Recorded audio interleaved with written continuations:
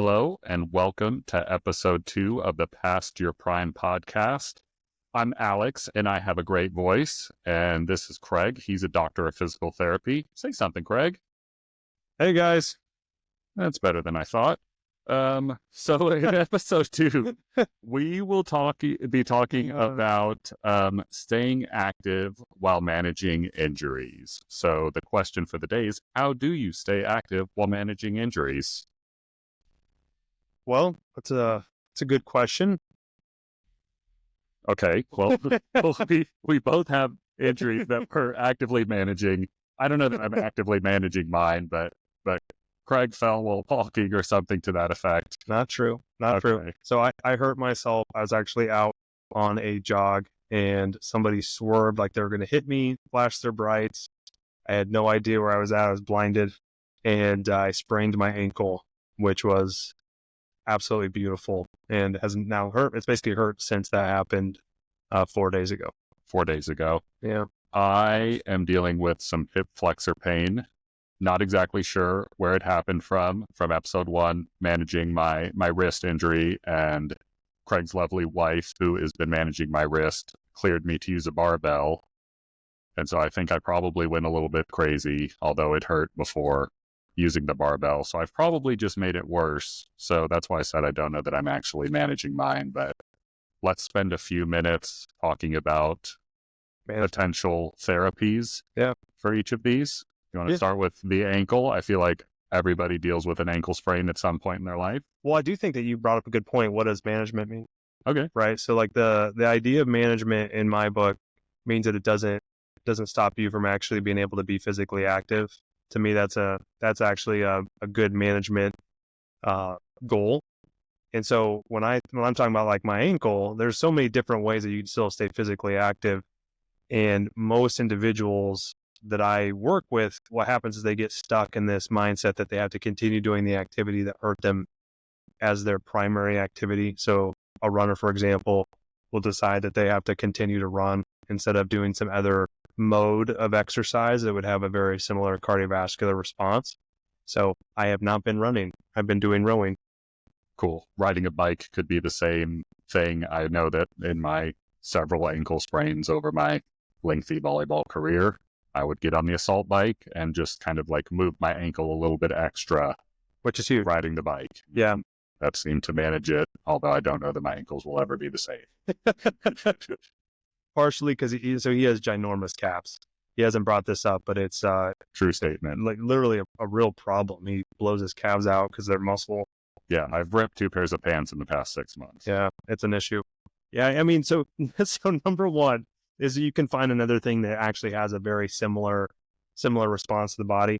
Number 2 is actually understanding what you injured. So me, for example, oftentimes with an ankle sprain, people immediately assume it's a ligament. Mine's actually not a ligament injury. I irritated the joint, I have a traumatic synovitis. So tractioning my ankle repeatedly throughout the day completely resolves the symptoms. Every time it hurts, I traction it again. And so by the end of the week, it's not going to be limiting me anymore. I'll still have been doing my activity and it'll be almost like nothing happened except for that embarrassing walk home after I sprained my ankle. Yeah, which was 5 miles. It wasn't quite that far, but it was painful and very frustrating. But so how have you been managing your hip flexor? Just by squatting more, and I don't think it's helping. Yeah. So that'd be the exact opposite of what you'd want to do for managing a hip flexor injury, is doing the exact same activity with no way of actually making it feel better. So I think that'd be a good one for us to start to tackle, to kind of give you guys principles around managing your own injury. All right. So the first mistake that Alex made. Here, let me jump in here. So Craig taught me something years ago that I try my best to practice, and it's, if it hurts, don't do it.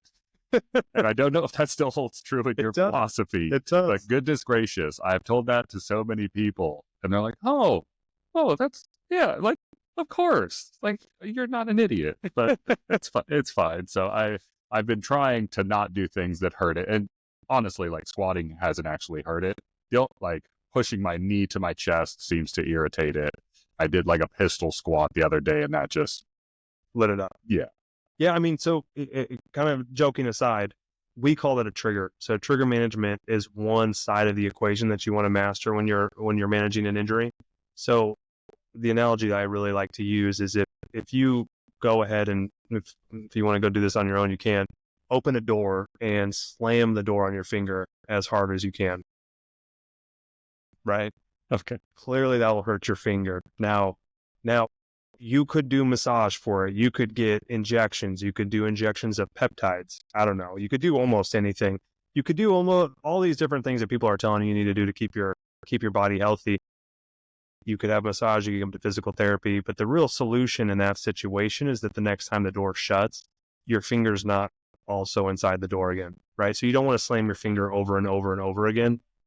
So from a basic standpoint, you want to manage triggers. And if it's like a trigger that you can't do without the thing blowing up on you, then you don't want to do it at all. So that's like the first statement. Now, if you can make an adjustment to the activity that you're doing so that it doesn't hurt at all, well, then you're totally clear to do the activity. What we talk about is we call them PT additions or some level of a warm up, your home plan, whatever it is that you can do to make it so that the activity is no longer painful. Well, then you could totally do the activity. So for me, for example, when I traction my ankle, I have no symptoms. If I wanted to, and I wanted to try running, I don't really feel like it right now, but if I wanted to, and running was now asymptomatic, like I didn't feel it at all, well, then you'd be totally fine. And that would be a difference between don't do it at all or do the home plan first, and it feels good. Now go and try it on your own. So when he's bringing his knee up to his hip, most likely it's not the joint. Most likely he's pinching some of the tendons in his hip in the front. So we could do something like glute activation to shut down some of those muscles. We could also do some self-tissue massage, as long as you're not doing it in a public area, freaking people out. That'd be like a perfect thing to do right before he would do the activity that would typically hurt him. Like rubbing my inner thigh. I shouldn't do that in public. Not do that. Okay, good. Well, Don't do that in public. Well, and like back to your ankle sprain, I think rice is something, and just like the principle of rest is not always the solution to managing an injury. Yeah, I think it's an overrated but very common. I think obviously the whole thing that it says a word makes people much easier to remember. It's like easier to remember. Yeah. Now we call it price, protection, rest, ice, compression, elevation. Did I say rice twice? No, I said rice. Rice. So you have 5 of them now. Okay. I mean, I think that you should attack the activity as quickly as possible that was hurting you. So sometimes I find the price recommendation can actually set you back because you stay in that rest zone for way too long.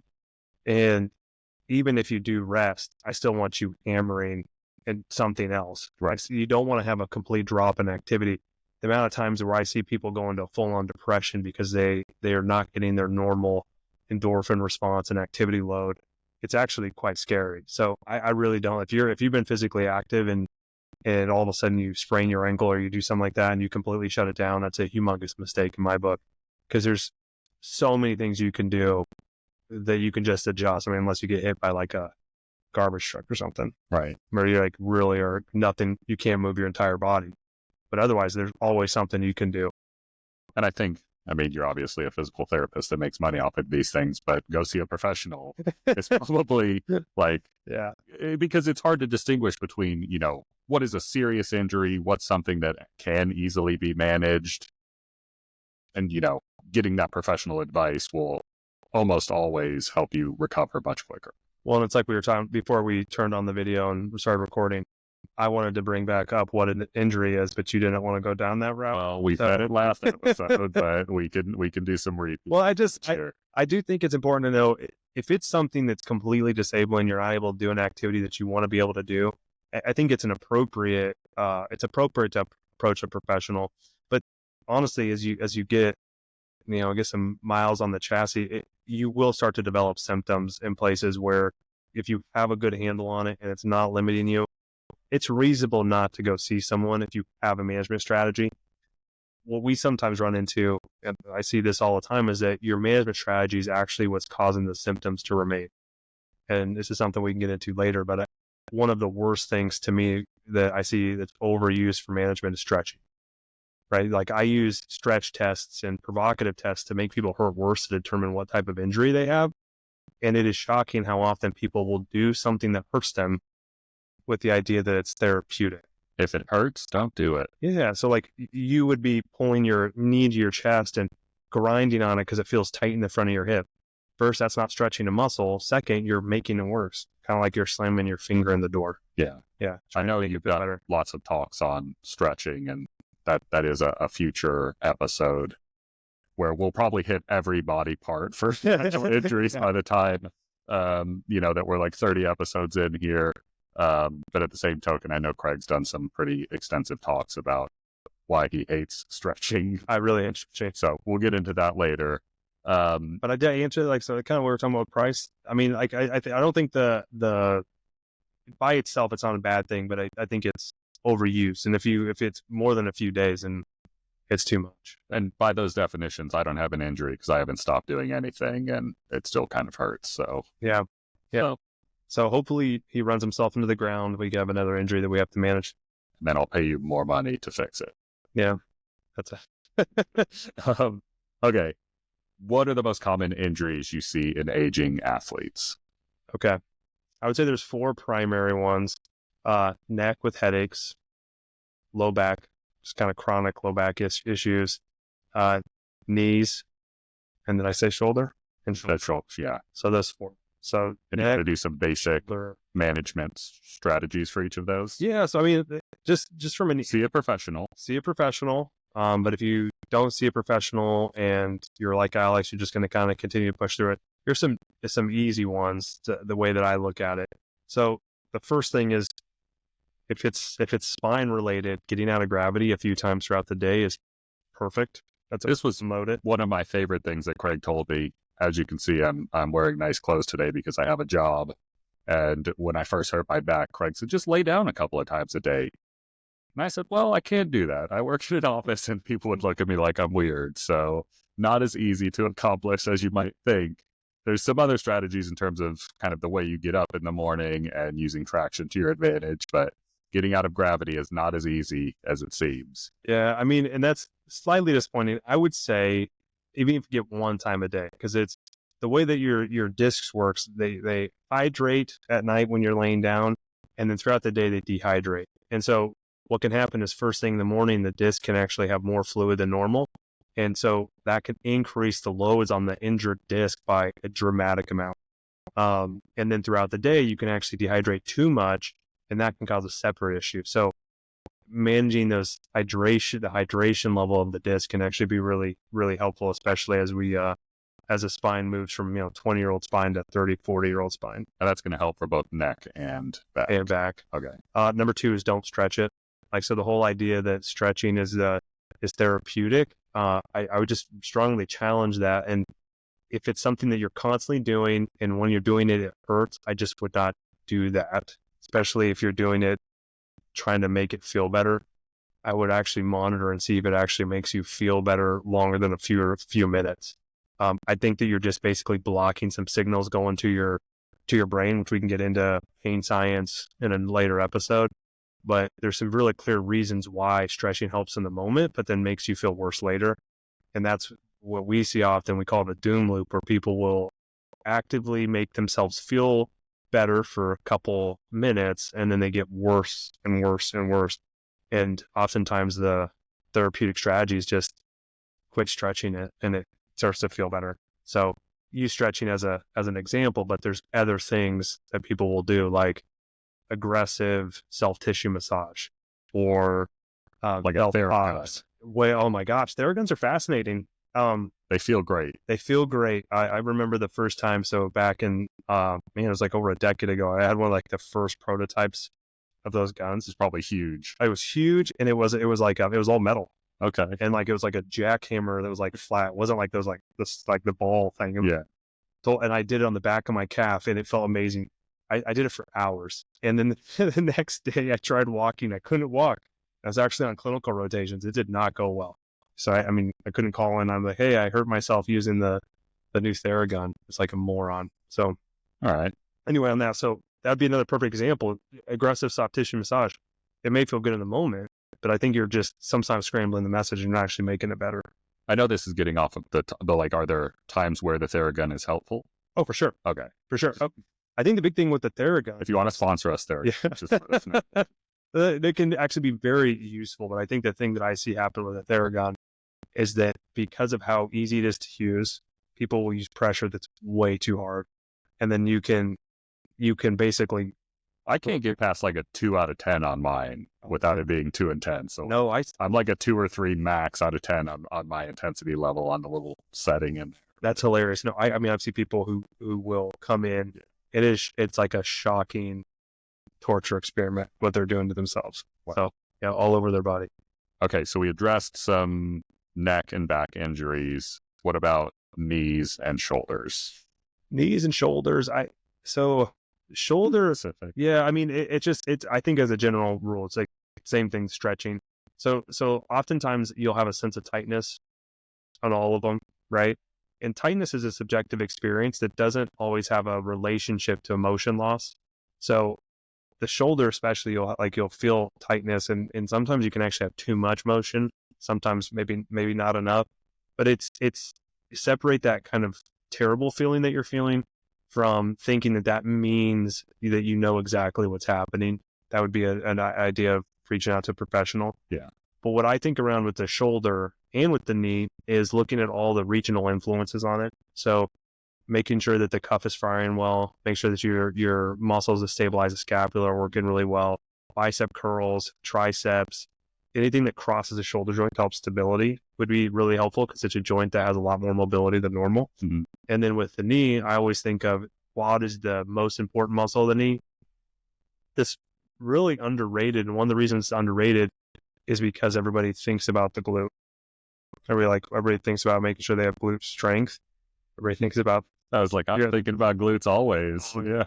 But so yeah, I always think that you should do some level of quad activation because the quad is actually really prone to straight leg raises. Yeah, because it's prone to arthrogenic inhibition. You've heard of that term? No. You're a doctor. Yeah, so it's the joint swells and it causes the quad to quit firing, which I always think is it's mind blowing. Like you sprain your ankle, that's another one. You can within like 5 minutes see that the glute doesn't fire as normal, doesn't fire normally. So there's trauma that drops your ability to actually fire the muscle. Yeah, which we call inhibition, which is a huge difference than strength. So, yeah. Okay. I've managed my knee and my shoulders as much as I can, and I think warm up plays into a lot of that as well. Just like when you're going into training, I think part of the reason why my hip flexor is not feeling well is because of the like single leg step downs or pistol squats that I do to try and manage keeping my knees healthy. I don't know if that plays into it or not, but nonetheless, like you can injure yourself just doing things that are supposed to be helping other parts of your body. So it just gets tougher as you get older. Well, it is interesting. I don't remember if it was a video that somebody sent me, but where they're like, yesterday I drank water too hard and now my neck hurts. Right? It's funny because you've had these injuries where it's like, I was just opening the car door and now my elbow feels like it's about to explode. Yeah. The first time I injured my neck, I was playing volleyball and somebody served it a way that I didn't think they were going to serve it, playing outdoor doubles on the beach. And I turned my neck this way and all of a sudden, like, I'm, stiff necked over here. And like, I was like, all I did was turn my head and I was already like very warmed up. I was in the middle of competition. And all of a sudden, my neck doesn't. Well, the same thing is, let's be real. That's why I'm saying like that you can't prevent injuries. Yeah. Right. Like you're gonna get hurt, and the idea though is that they don't stop you from being active, because being active is the number one health thing that you can do. Habitual exercise is the most important thing that anybody can engage in.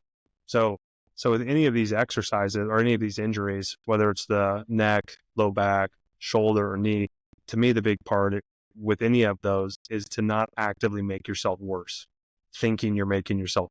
Don't jam your finger in the door. Don't slam your finger. Slam, jam. Yeah, it's the same thing. Slam a jam.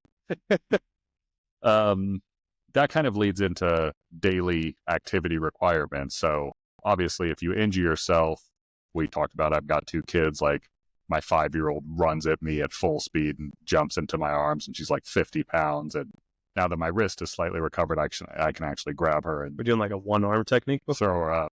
No, I just wasn't doing it. I just give it a stiff arm, like yeah. You're sparking her in the face. Yeah, it's all right. She's a tank. She's built like a monster. She's like 90th percent. Would she like shove through the stiff arm? Probably, yeah. She'd try and take me down, but yeah, she's a strong kid. She likes to do squats already, which I'm very proud of. But like, how does managing your injuries play into activities outside of athletic performance?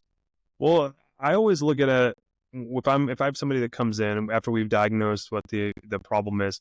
One of the first steps that we want to overcome is that the daily activity doesn't overwhelm your tissue capacity.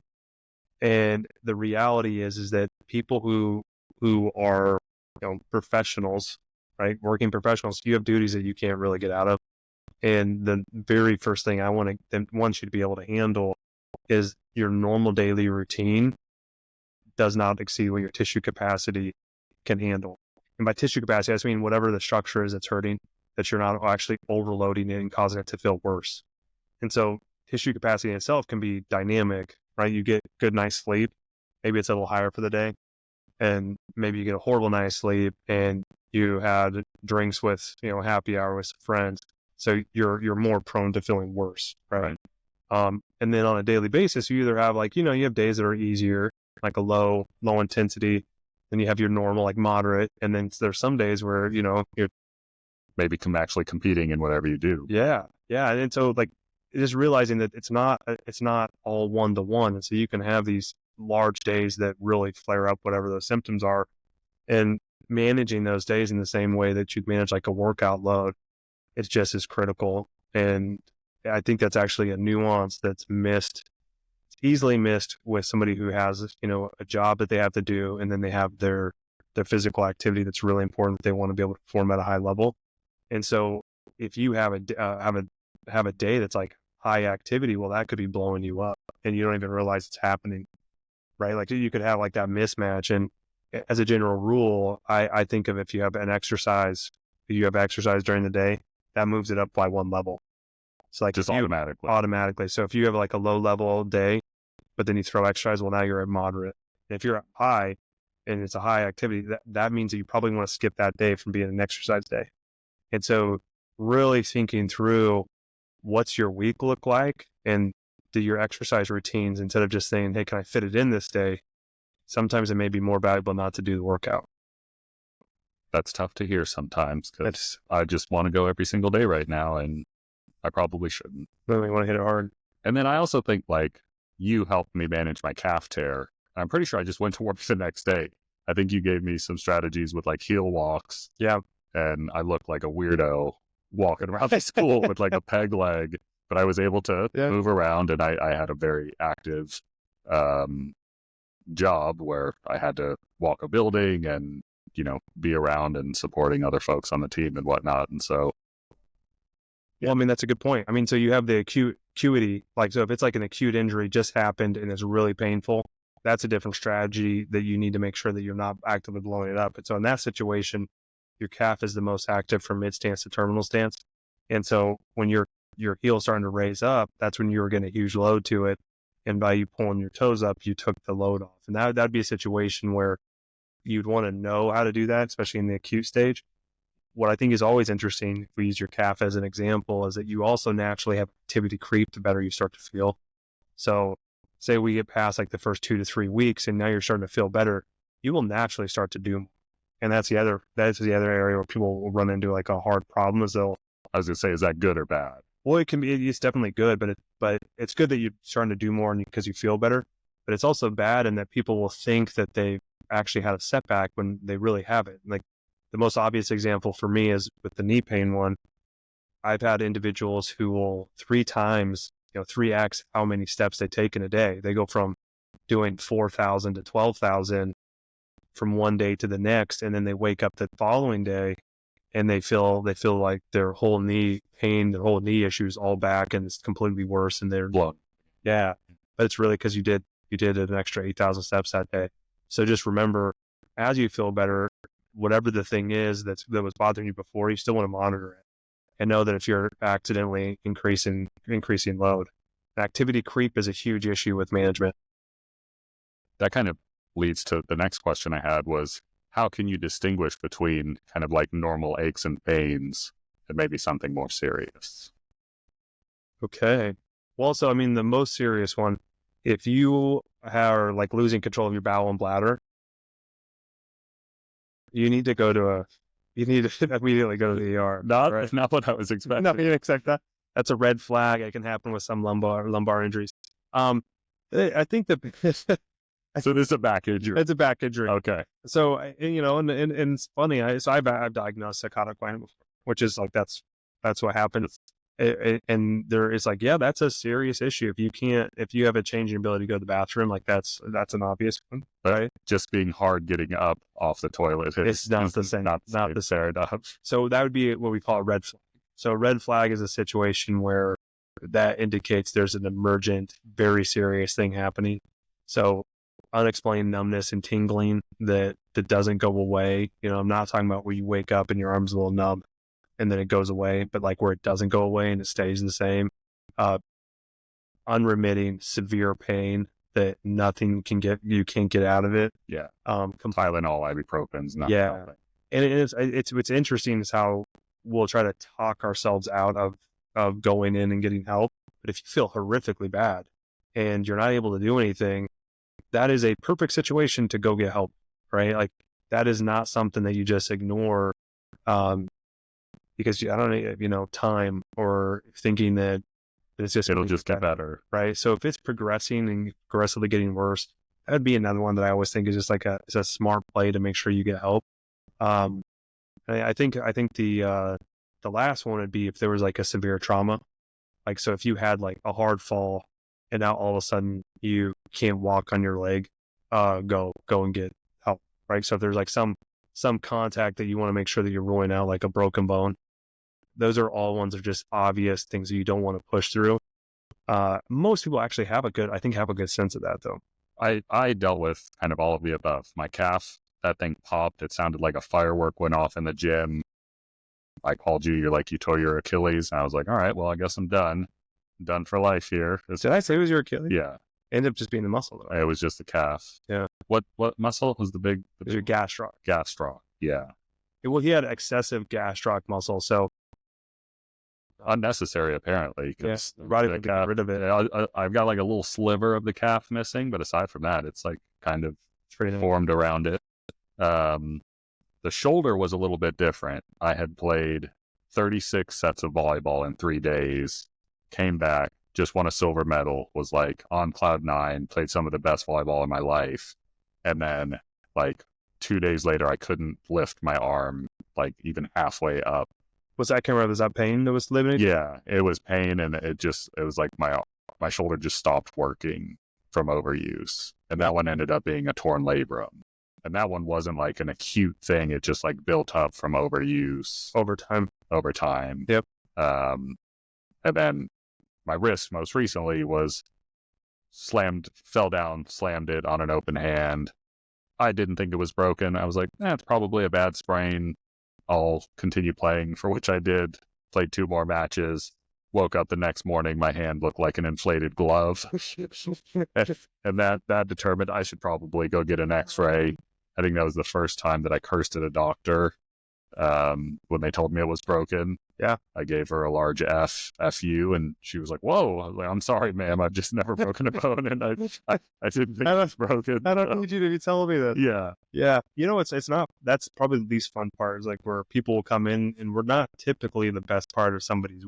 Right. The first one we have to tell them that they have like a bone stress injury and they need to stop doing the activity that hurts them or fracture or whatever piece it is. But those would be the situations where if you can't make it feel better whatsoever, it's consistent, it's constant, it's totally limiting your activity, those are ones that's more than an ache. Whereas like you wake up, your back feels stiff, you walk around and goes away.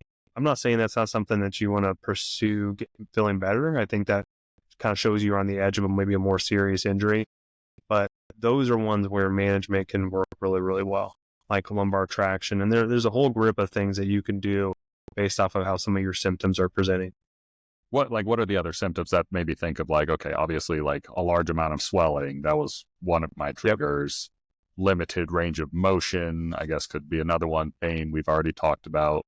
The numb, unable to like move the segment, whatever the thing is, like you can't move your elbow, can't move your shoulder, the limitation of motion.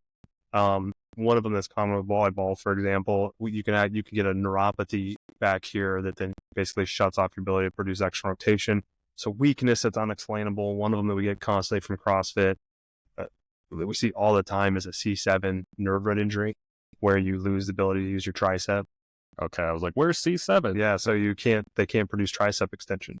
And I would say we get one a month of people post CrossFit, and it's just what's causing that? Like, well, it's actually a variety. No, it's just, I think it's just normal with some of the activities that they're doing, and there's nothing wrong with it. It's just that it's a normal injury that anybody can get. I'm not sure if it's just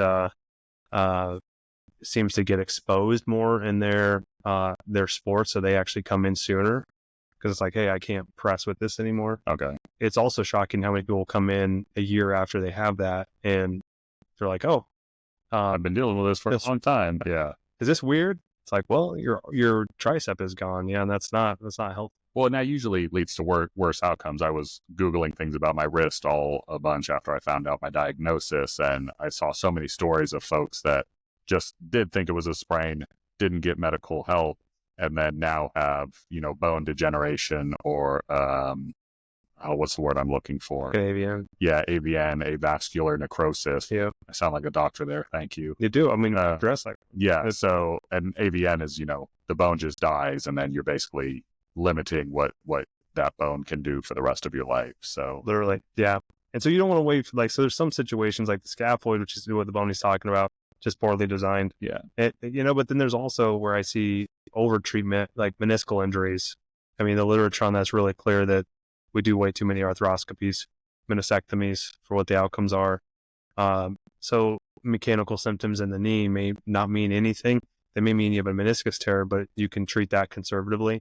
So that's where, if you're considering surgery as one of your management ones, conservative care is always less risky, which we can get into some of the ways that will help you decide when and how to pull the trigger on if surgery is appropriate for you.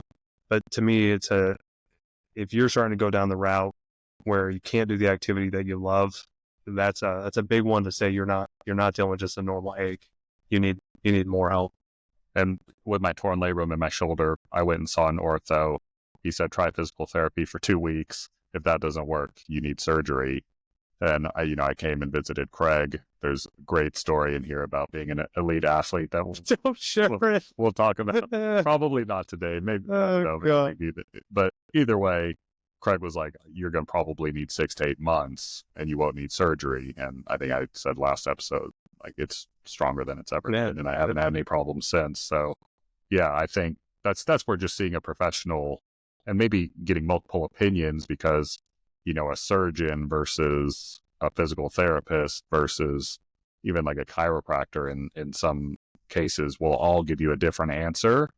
Then you kind of got to make the best decisions for yourself and what you think is going to work best. But we all have our biases, right? So like physical therapist versus surgeon versus chiro, everybody has a bias of, and a lot of it's based on you, right? Your previous experiences, what things have worked for you. So it's just understanding that whoever you work with and whatever their technique and tool system that they have, they're going to be biased to wanting to use that to solve your problem. So I think that it's nice to start conservative because you always have the opportunity to go towards the surgical route when that's necessary. But there are times when surgery is absolutely the way to go. Things like red flags, like where all of a sudden you have unexplained muscle weakness and atrophy, we call them hard radicular signs. Those would indicate like a surgical component to it, like obviously loss of bowel and bladder control. Some of those things are emergent situations where you need to address that immediately or else you may not come back, right? So there are situations like that, like you're not going to manage that. Like that's you go to the ER immediately. Well, and the management for that is the surgery. Right out. That's what you need, right? Yeah. And yeah, that was an option for my wrist, but I got lucky. I've got a deformed scaphoid now, but It's actually gross. I've seen it. okay. I did share the MRI with him, but Mhm. what else do we want to go into? I think that's a good place. Yeah. I mean, that seems good. I mean, I think the important part to remember is that if it's not getting better, you're not managing it well. Management, if there's something that's clearly making it dramatically worse, like you're slamming your finger in their door, maybe don't do that. The normal things of like price, maybe it's good in the short term, but not in the long term. I hate stretching, so that may make me biased towards telling everybody to quit stretching. But tightness isn't a one-to-one to motion limitation. So the whole idea that it's the thing that you want to be doing. I'm a fan of dynamic flexibility, which I think is slightly different. I just think it's hilarious that they renamed static stretching to dynamic stretching because static stretching was so crappy.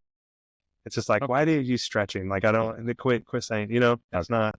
And like, flexibility has no relationship to health span or performance. But quad size does. Quad size does. Yeah. And calf size, but his calf is half the size it should be now.